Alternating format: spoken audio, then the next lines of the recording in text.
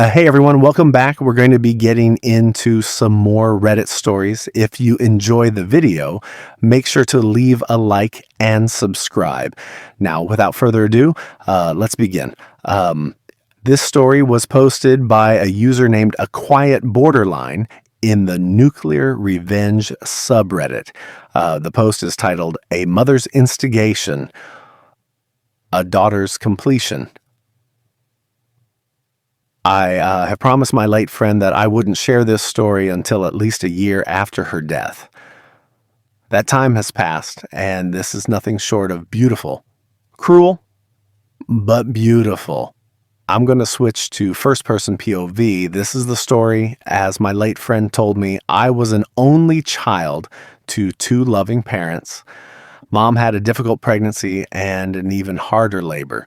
It was so bad that the doctor advised that they never try again because he didn't want his wife to die. Dad got a vasectomy that was successful. I was sad that I didn't have any siblings, but I had a happy childhood until I was a young adult. When I was in the middle of college, Mom was diagnosed with stage 4 HGZOS, high-grade serous ovarian cancer. It's the most aggressive form of ovarian cancer, and Mom's older sister and Mom both died from it, and we knew her odds weren't good. I don't know what Dad was thinking. I really don't. But he started an affair with his coworker, a woman just a few years older than me. Coworker started integrating herself into my and Mom's life. She'd go shopping for us, keep the house in order, help me with homework, and even sit with Mom when Mom was going through chemo and Dad and I weren't there. And no, I had no clue at all. I just thought it was coworker being kind to a family going through hard times. Mom fought. She fought hard, but the odds just weren't in her favor. One day, I was visiting her in hospice, and we were playing Chutes and Ladders. Mom got real quiet, and then she told me, "You do know your dad isn't planning to reverse his vasectomy, right?" I was surprised, wondering what she was talking about. "Yeah, I know," I said. "Why?" Mom just looked at me and said, "I think you'd best keep it in mind." We continued playing, and when I left for the night, I kissed her and she said, "You'll be fine on your own." She died that night. I believe she knew she was going to die that night and didn't want to scare me. Once again, coworker was right by our side. She helped us plan the funeral, brought us food, helped out around the house, and slowly started moving her things in. It was like putting a frog in a pot of water and having the temperature raised. It was slow. It was gradual. A year or so later, she had completely moved herself in and was part of our lives. I don't remember what made me suspicious enough to start digging, but start digging I did. I learned the affair began shortly after Mom's diagnosis. I was sickened, furious, and saddened. I took out my cell, ready to confront Dad and coworker with the knowledge, but something else struck me. See, during one of her visits, coworker mentioned to Mom and me that she wished to have children with her fiance. Mom knew that the affair was going on, and she trusted me to spill the beans. But I wanted to twist the knife further.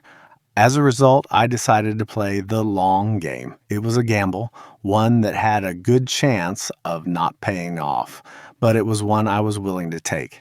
I kept my mouth shut. I watched as they courted, got engaged, and married 3 years later.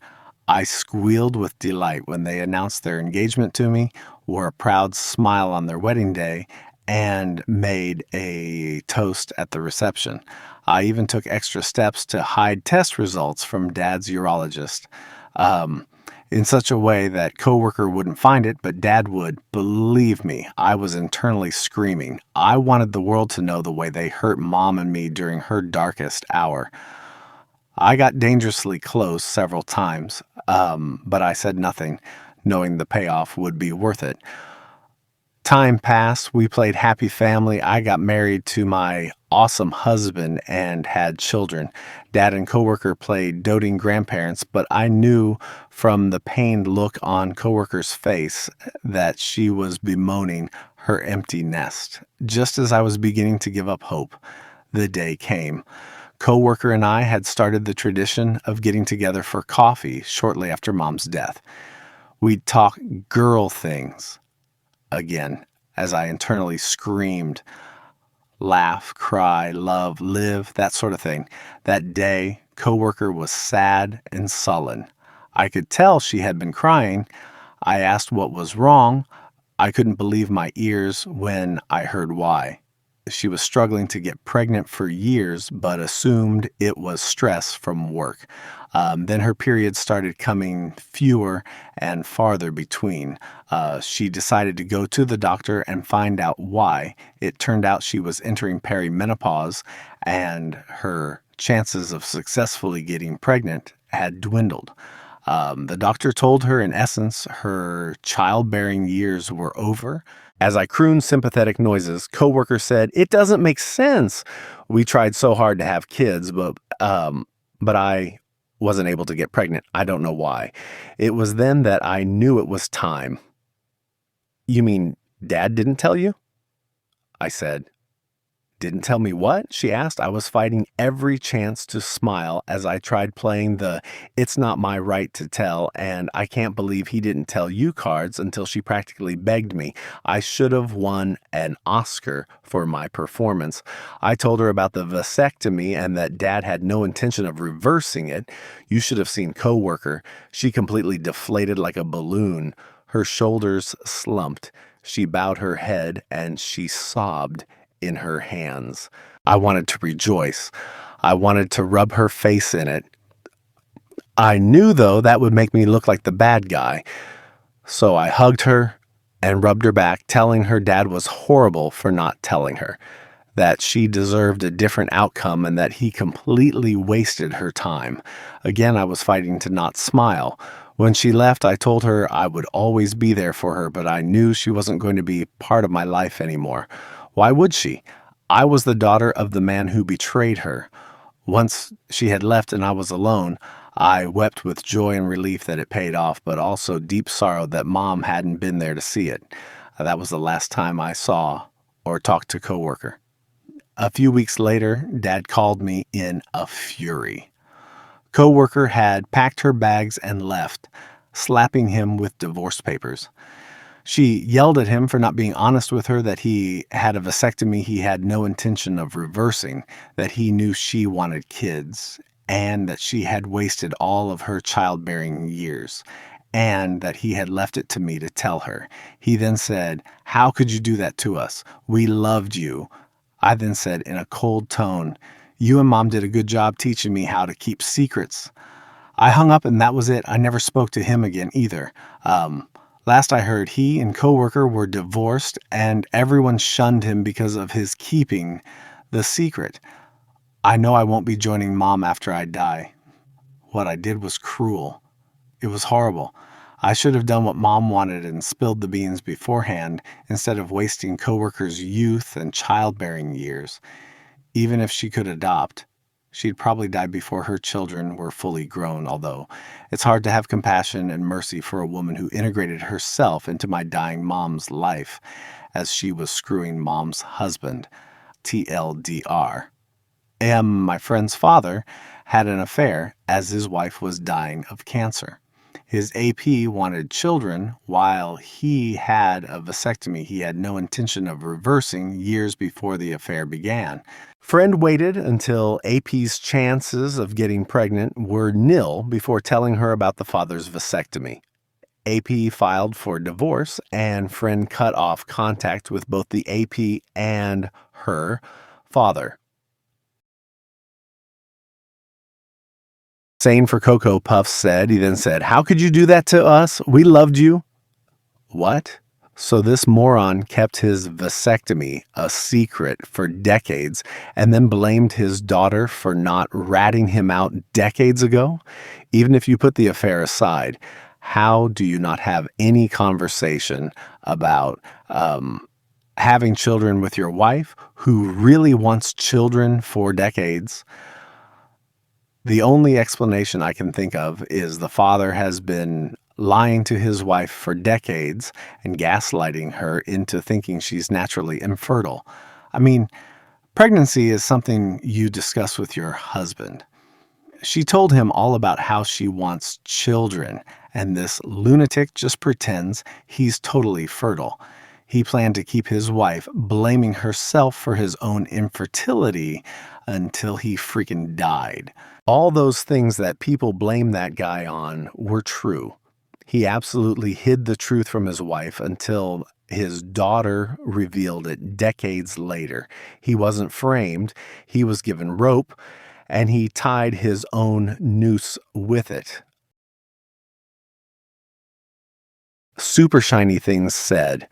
Coworker banged a married guy with a wife dying of cancer and stepped right into that dying woman's place like nothing happened. It must have been awful for the mother to watch this woman try to take her place while the mother was still alive. The mother probably thought the information she gave her daughter would be helpful when daughter was ready to eject the sleaze, maybe in a few months, maybe a year. But of course, the daughter did something better. She withheld information from the sleaze that would have allowed her to eventually acquire the one thing she wanted more than someone else's husband, her own biological offspring. The daughter crushed that sleaze's hopes and dreams. What I like about this is that the daughter left the world a better place. That sleaze caught a Darwin Award trophy. She got removed from the gene pool by her own sleaziness and stupidity. The second post was made in relationship advice subreddit posted by a user named Throra4823929. The post is titled, I, 28EF, found a woman's sock in my house after being away for a week, and my boyfriend 30M lied to me about it. Update 2. We broke up, as a lot of the comments have said too. It wasn't really about the sock anymore. Maybe I won't ever know what happened while I was away, but the violence in his response was frightening, and I don't want to be with someone that makes me feel unsafe in my home. It wasn't the first time I've seen him that angry, but it's the first time that he's done something so physical, and I don't want to be involved if it continues to escalate. He's been taking some of his stuff while I've been out of the house, and one of our dogs, which has been probably the most upsetting out of all of this, and I've been changing the lock code after each time. I have some friends that live nearby that I've explained the situation to, and they've assured me I can contact them if I ever end up in an unsafe situation. Thank you to everyone that has offered advice, shared their own experiences, or expressed concern for my safety in the comments. There will be a lot of changes in my life upcoming due to this, but I know it's for the best. Update. I don't know if I'm allowed to update in less than 48 hours as per community rules, but he woke up. I'm sitting here in my office area doing some work, but also periodically crying and reading the comments here.